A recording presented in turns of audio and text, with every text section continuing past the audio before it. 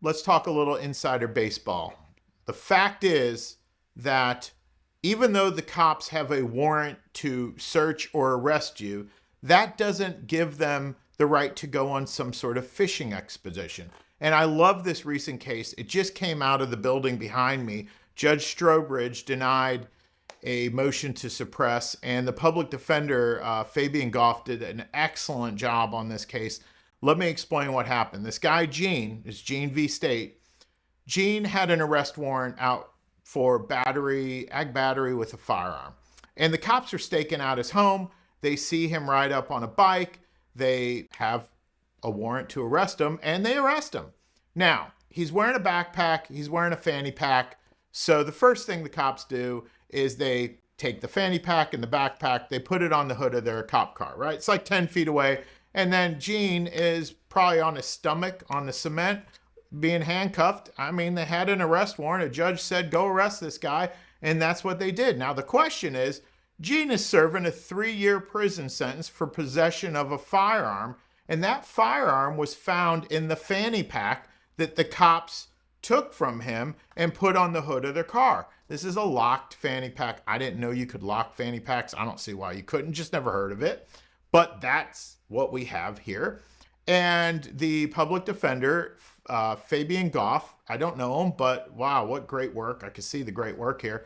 Filed a motion to suppress and said, Judge, that firearm that he's now charged with, that he's about to go to prison for, the cops never should have got that because all they had was an arrest warrant. So they don't have the right to search a bunch of stuff that's 8 to 10 feet away from him.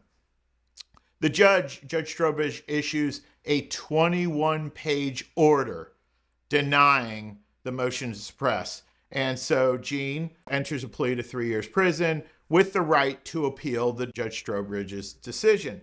So what I find great about this case is that this public defender Goff, after getting a 21-page opinion denying, writes this motion for reconsideration. And I'll read some of it to you. After receiving 21 pages of denial, with all due respect to the court's elaborate and thoughtful order, the court's order illustrates several glaring misconceptions of the applicable law.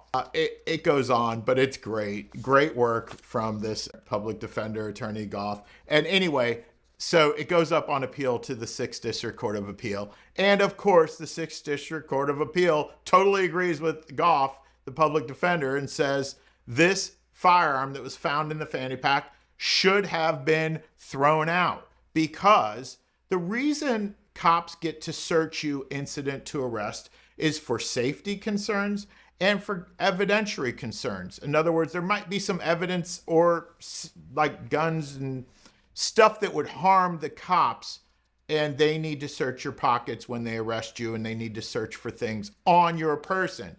This fanny pack was no longer on his person. It wasn't a safety concern. It was 8 to 10 feet away. He had no chance at it. And the court said, you got to let this go. You have to suppress this evidence.